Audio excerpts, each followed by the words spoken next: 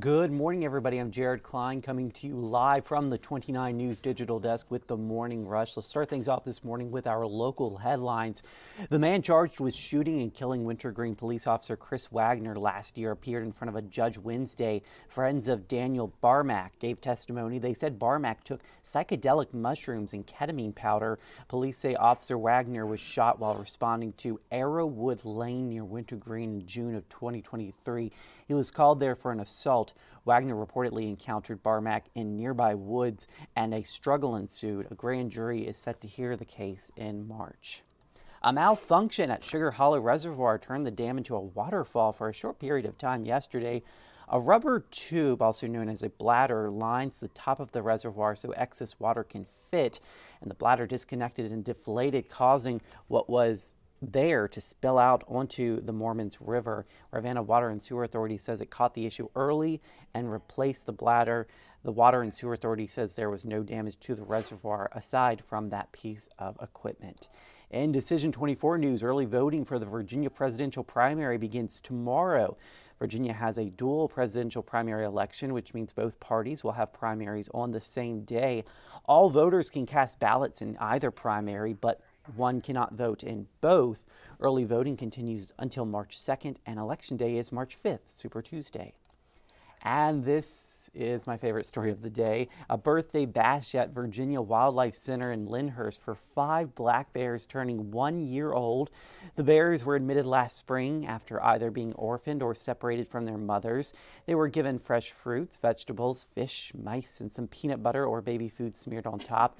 The center says it's very likely that these 5 strong and healthy bears will be ready for release soon, possibly in April. And they've got that brand new snow they can play in. Oh yeah, they're probably having the best time. Probably so. I mean, it looked like a lot of fun too. Sure does, yeah. All right, so remember when we were talking about earlier microplastics in bottled water? Well, now it turns out microplastics are found in beef, shrimp, so seafood, pork, chicken, even tofu. So it's everywhere, essentially. It's in pretty much every, so researchers tested, analyzed pretty much what's on Americans' plate.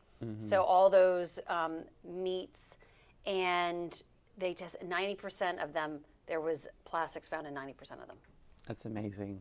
Microplastics. Yeah. And of course, you know, right now it's so early, there's not enough research to know what that means for the human body, how that would affect us. And so there's a call for more research into this.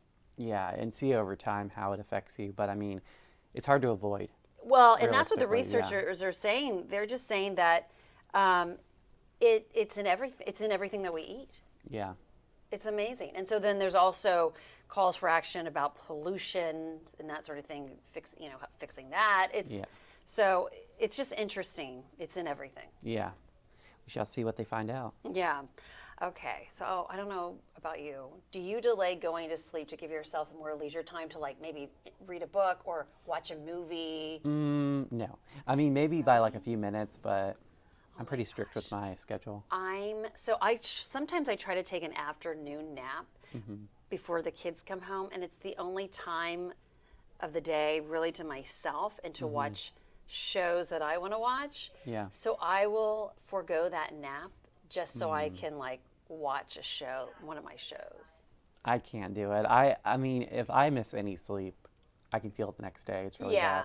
I mean, I'm definitely very good about going to bed at my bedtime, but that afternoon nap I usually don't take. So if you're losing sleep, so there are harmful effects, of course. So it can cause diabetes, heart disease, high blood pressure, kidney disease, depression, and stroke if you're not getting enough sleep. So, But I feel like this is very common, especially with phones these days. Oh. You find yourself staying up just scrolling through TikTok or something. Instagram, yeah. Yeah, you do need to put the phone away. Put the phone away. And get some good sleep. Okay.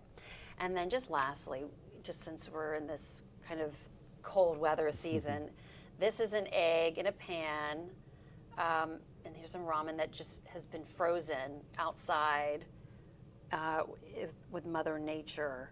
I mean, that's how cold it is. This is in parts of Canada. And there's a polar vortex that's bringing record-breaking toilet paper. These are works of art, really. It kind of reminds me of the girl yesterday we saw with her hair all over the place. Yes. So it's amazing. Isn't Be it? thankful it's not that cold here. Right. I think you'd be standing out there a while waiting for for it to freeze. here. But yeah, that's what it looks like. But yeah, it's pretty cool. Yeah. So anyway.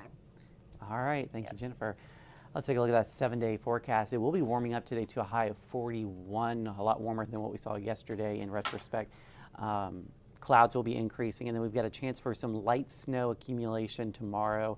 It may impact the morning commute, so make sure you download the Storm Team 29 weather app to stay ahead of that storm. And then cooling back down for the weekend before a big warm up, it looks like, on the way for next week. We'll be hitting 55 by Wednesday, so we're all looking forward to that break from the cold air. We'll see you again on 29 News at noon. Of course, we're always live on the 29 News app and on 29news.com.